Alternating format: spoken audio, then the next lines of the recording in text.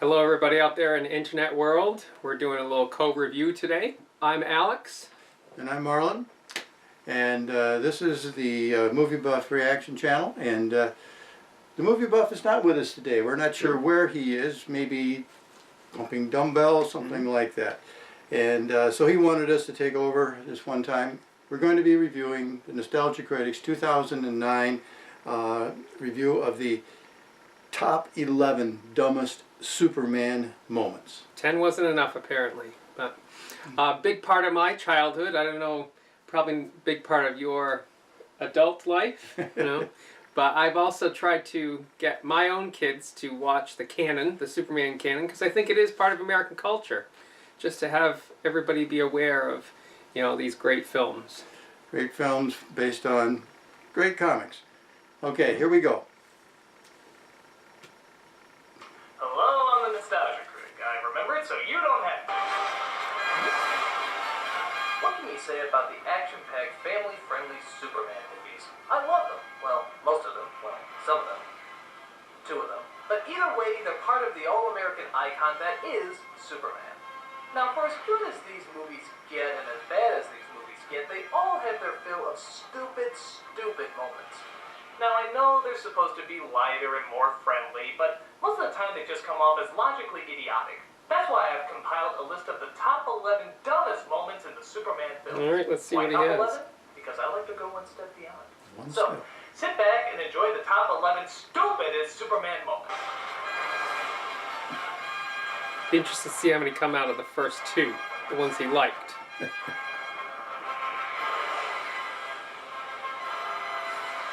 Decent graphics there. Yes. Number 11. The casting of Superman Returns. Now, I don't mean cast members like Kevin Spacey and Frank Langella. They did okay. What I'm mainly referring to is Brandon Routh as Superman and Kate Bosworth as Lois Lane. I mean, they weren't god-awful or anything, but they look 16. It's like if Superman met Dawson's Creek. Oh, wait, already did that. But you get my point. They're simply too young to be in these roles. When I saw the first Superman movie, I didn't see actors. I saw friggin' Superman and Lois Lane. When I saw this new movie, I saw kids dressing up for Halloween. Where'd the real actors go?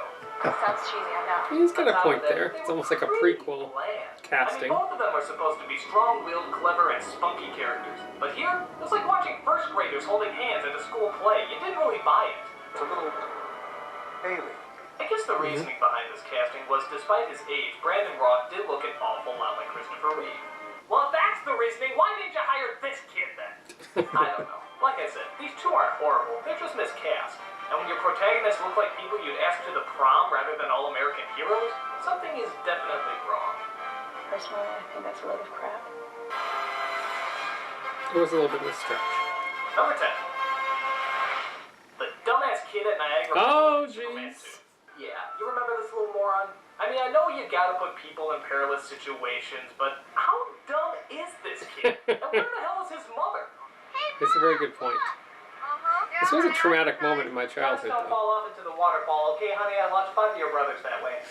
I know kids do stupid things, but this is pretty hard to I thought of solve. this when I went to Niagara Does Falls the some idiot years have ago. a death wish? My guess is he's probably friends with that girl who plays hopscotch off a cliff on that Korn album. I've been at that place. What, Korn? Oh, yeah. Remember me as a foolish clod! Yes. Of course, though, Superman comes in to rescue the boy and save the day. Take that, Darwin! Natural selection doesn't win today! There you go.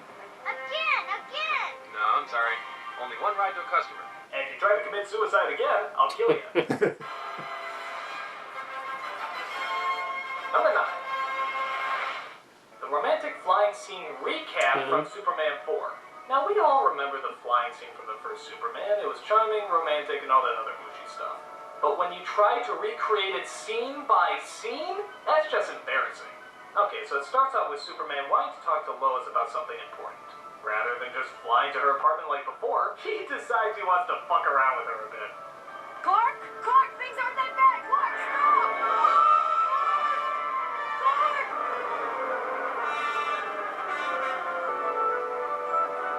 Superman. I thought the threat of imminent death would be good for a laugh. Seriously though, I think he was God. So they decided to go flying around woman for some reason, as Lois I has think she no consented questions to about this her flight. co-worker of 20 years being the man of friggin' steel. She just kind of accepts it like she found an extra 20 in her pocket. Now this scene, in all honesty, wouldn't be quite so bad if they didn't rip off every single moment from the first one. Gee, is he gonna fly through the city side by side with her like the first one? You bet. Is he gonna support her with just his fingertips, which the laws of weight and mass totally says is impossible? You know it. Is he going to let her fall just so he can swoop down and save her? Well, it wouldn't be a complete rip-off if he didn't, would it? Outside of just using the direct clips, there's absolutely no difference between this scene and the one from the first film. What was the point of it?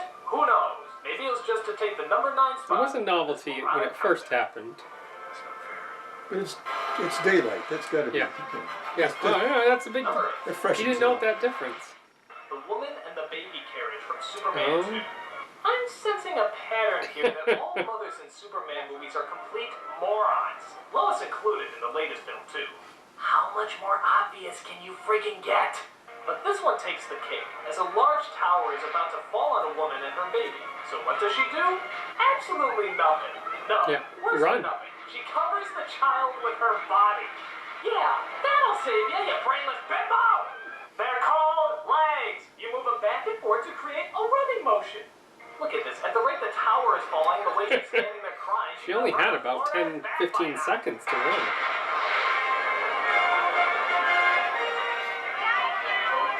Thank you for not How making could we me build run in heels. Superman's legend without it, though? I almost killed my only son. I don't know why mothers are so stupid in these movies, but quite frankly, this is why I think sometimes you need a license to be a parent.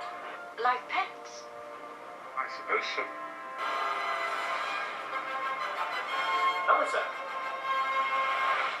The special effects of Superman 4.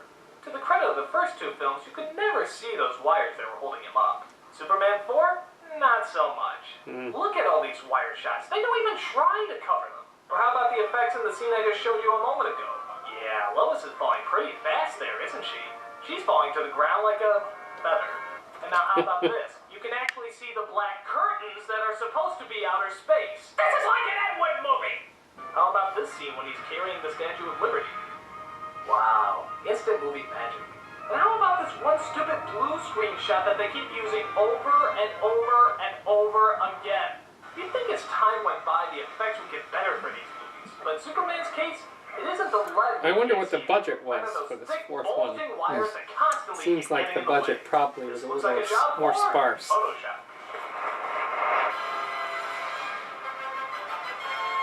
Number 6. Those stupid glasses. From which movie? All of them. How come nobody can That's ever iconic. see past them? Is it really that great a disguise? Yeah, not Look, stupid. there's Yeah. even a scene where Lois takes off See? Clark's glasses, leaving him totally Completely different exposed. person. Somebody friggin' notice him! I mean, how is everybody constantly fooled? This idea is so flawed that just about everybody in the world has made fun of it. The Tick, Mystery Men, and many more. It's a suspension of disbelief that, quite frankly, everybody disbelieves. But it could It's be the worse. glasses He could and the disguise attitude. himself as a British natty when secretly inside he's just a hairy, loud, obnoxious comedian.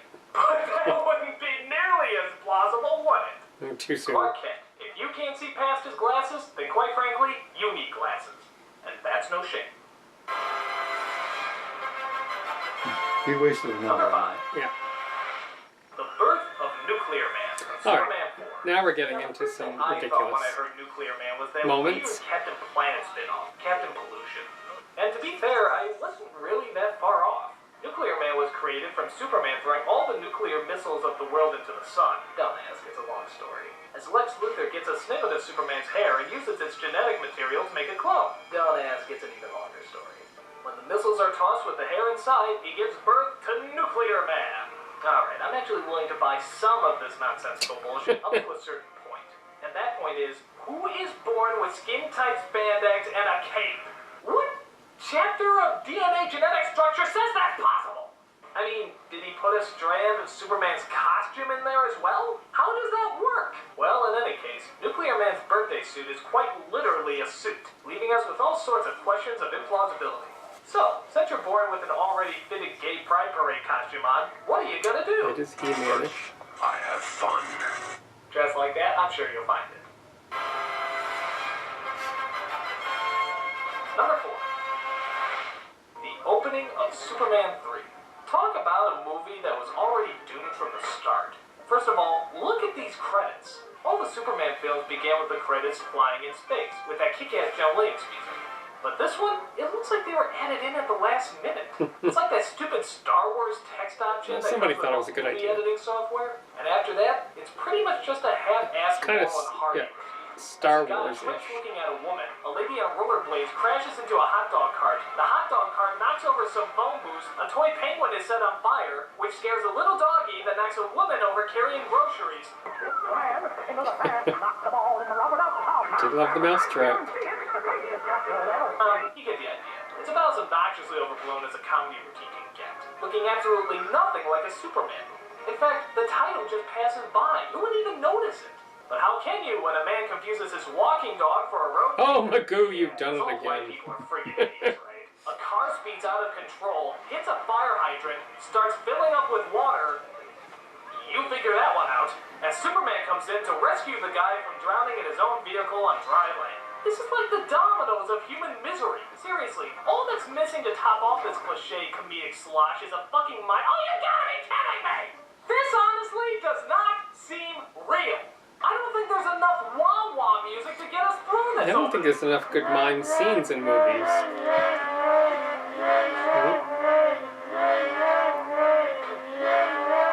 Right, you blew up the wah-wah machine. One gigantic comedic moment after another. The only thing missing, the humor. Hey, thank you. Number 3. The mind-scrambling kiss from Superman 2. This happens after Lois finds out Superman's secret identity. They go all the way through the movie, and I mean all the way, until they get to the very end. As Superman feels Lois's life would be a lot easier if she never knew who he really was. So he gives her a kiss that somehow deletes all memory about him being Superman. What's happening in the world? How the fuck does that work? Is there a Well, it's mind nice and tidy. fragment he slips her, or does his tongue just work his way into her brain and take out the parts he doesn't like? For that matter, why doesn't he use this power more often? I mean, it'd be weird, but you could technically use that kiss to give all the supervillains amnesia. He'd fly up to Lex Luthor and he'd be like, Superman, allow me to explain my evil plot. Who the hell am I? I mean, okay, it'd be gross, but imagine how many Good point. lives you could save. This was obviously used to get people back to the status quo. Lois doesn't know who Superman is, so it keeps the romantic mystery alive. But really, the only mystery Could be a left in all of script this issue. is, how the hell did that kiss work? Not one of your great thinkers. Well, these better be good. Number 2. Top 2. Richard Pryor in No. Superman 3. Now, we've all seen Richard Pryor on stand-up and even in other movies. So we know this guy was not only funny, he was a comic legend. But I think somebody forgot to tell him that when he did Superman 3. Because, good God, this is one of the unfunniest performances ever. And it wouldn't be so bad if he didn't have too much screen time, but to be honest, I think he actually has more time on screen than Superman does. Just watch some of his hilarious antics. It was great.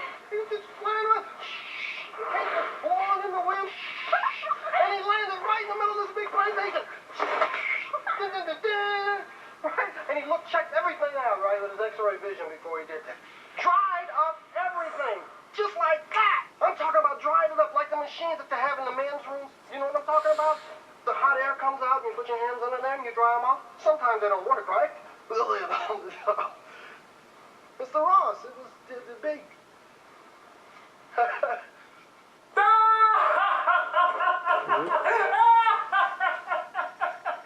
Wait, nothing was funny! Like... Get off the stage! It was on the bottom. Superman's bad. No, you're bad. I mean, you're really bad. I seriously don't know who's to blame. The director, the actor, Big the hit. writer, I don't know. But nothing about him works. It's like one of those gamma rays came out and sucked out all the funny from him. I mean, what happened? Don't call me a bum. I'm not a bum. From comedic god to comedic clod, this is one performance from a comedy legend that I'm sure he wants to forget. Thank the Lord for Superman. And the number one dumbest Superman moment is spinning the Earth backwards. from Superman 1. It's ironic that the first and best of the movie should have the biggest flaw, but in this nonsensical, moronic conclusion to an otherwise flawless movie, it's pretty hard to overlook. It all starts as Lois Lane actually dies in an earthquake because Superman could only stop one missile but not the other. So we have a very sad and very dramatic moment, which is suddenly botched by probably the biggest cop-out in Superman history. Superman flies around the world several times, forcing the rotation of the Earth to go backwards, thus sending everything back in time. That way he can stop the other missile, allowing Lois to live. Where the hell do I begin?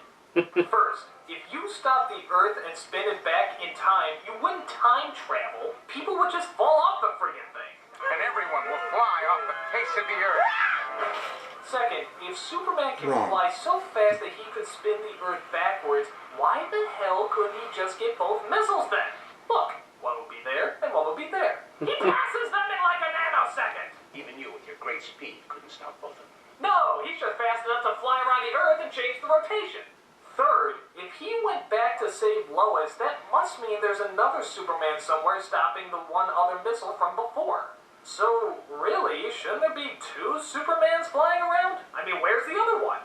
And if he didn't get so angry because Lois didn't die, does that mean he would have no reason to spin the Earth back to begin with? Fourth, why hasn't he done this before? I mean, wasn't there a day when he came in late to work and was like, ooh, 9:05, go dock my pay if I'm late again. 8:59, right on schedule. That's 4 problems with my number 1 pick, as people still today can't figure out the technicals of this scene. No logic, no reason, no way that this moment makes any sense whatsoever. And those are the top 11 stupidest Superman moments. But I have to admit, for all the bad times, the Superman movies really do manage to put me in a good mood. Like seeing Christopher Reeve right before he had that tragic accident and died. Or Margaret Kidder right before she went mentally insane. Or the shots of New York with the World Trade Center in the background. I'm the nostalgia critic. Now I'm gonna go kill myself.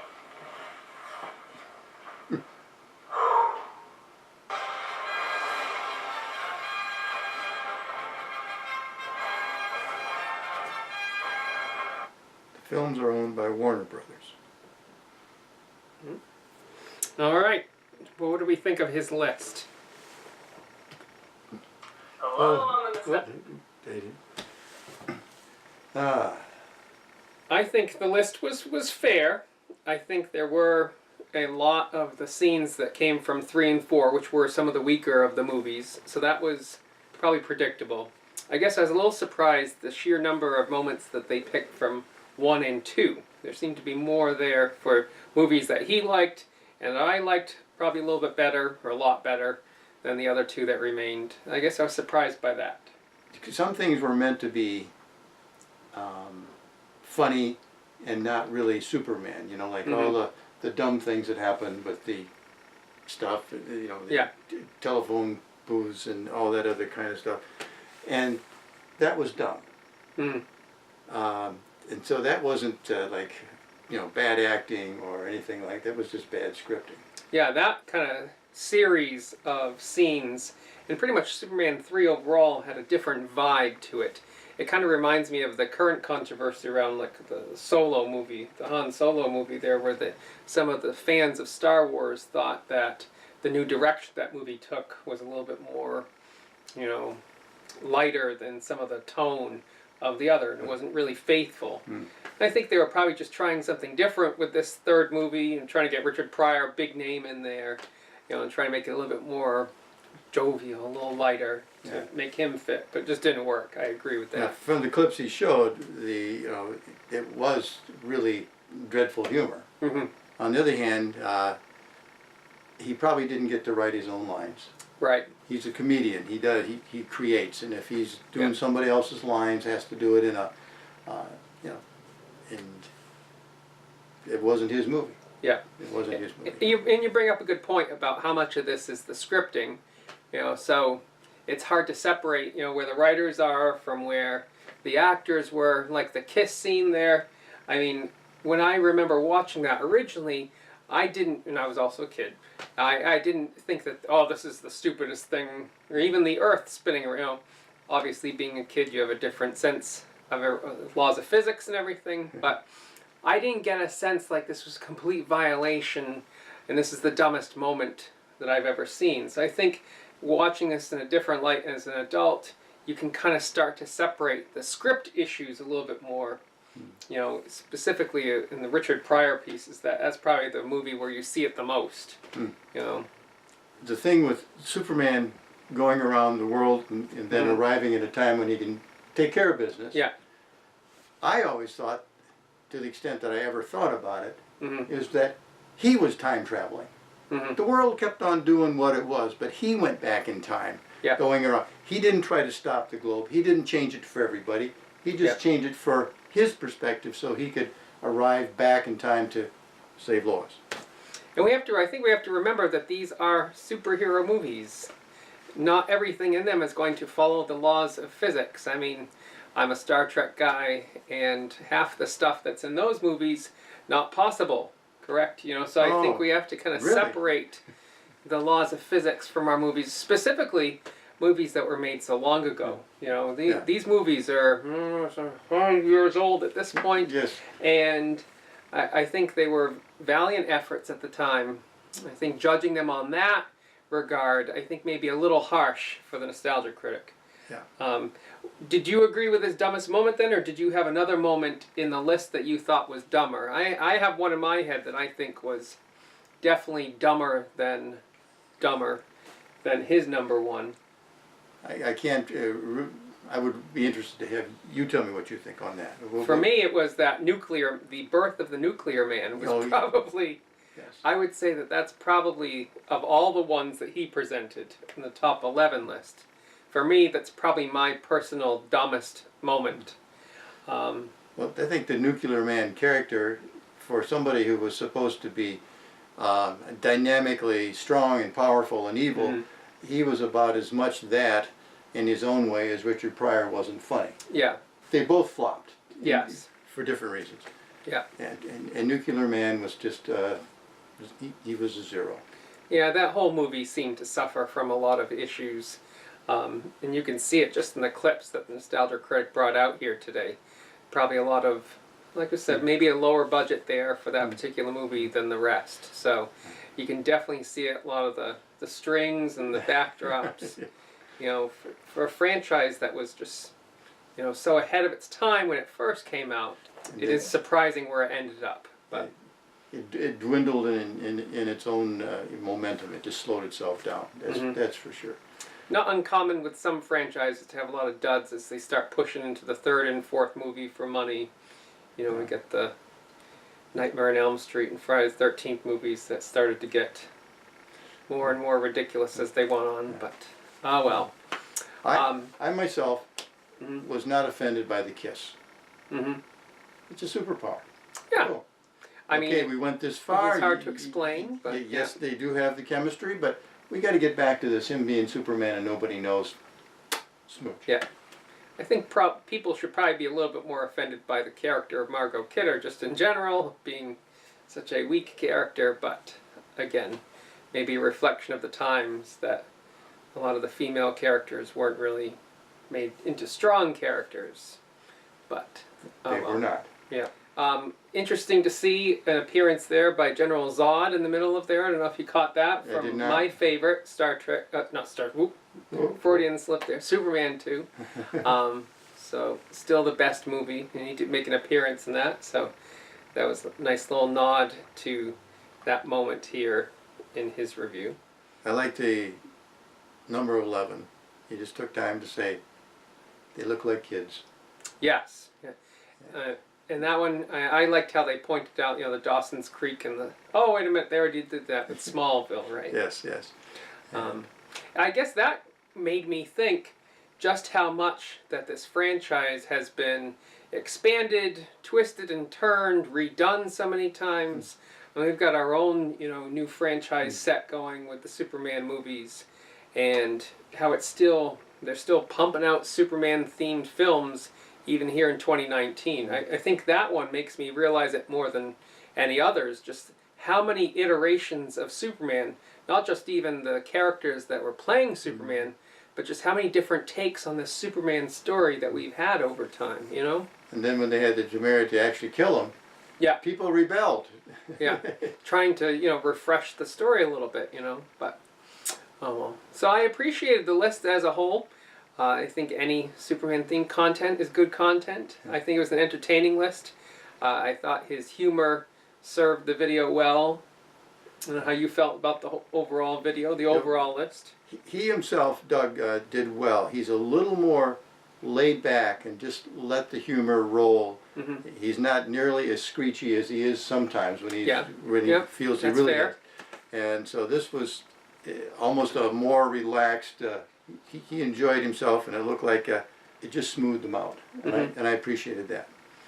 Anytime you get to hear that iconic soundtrack is also nice. How he blended that in the middle there with a lot of good clips. Yeah. So, you know, overall, I think it was a decent review. And even though we may have disagreed with some of the placement of some of the items on his list of most dumbest moments, I think we can agree that most of them were dumb moments. Again, we have that personal connection with the Niagara Falls, having actually been at that particular site. I think both of us, yeah.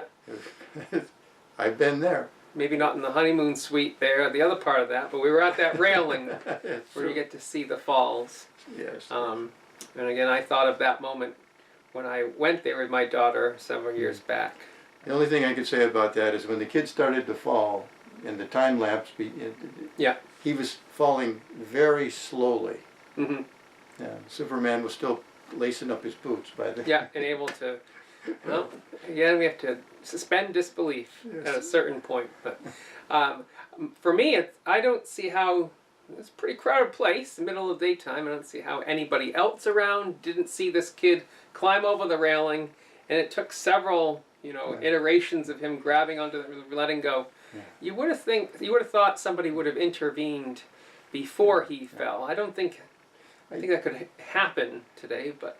Oh, well. Even the laid-back Canadians have better guards than that placed around. Yeah. I think they were on the American side. I wasn't exactly sure. No, that was the Canadian Was side. it the Canadian side? Okay, I stand corrected. So. Well, I'm pretty sure. Well, thank you for joining me doing this review today of our top 11 dumbest moments from Nostalgia Critic. I enjoyed it a lot, and I hope Jake has exhausted himself with it. I hope it was a worthy entry. All right, until next time.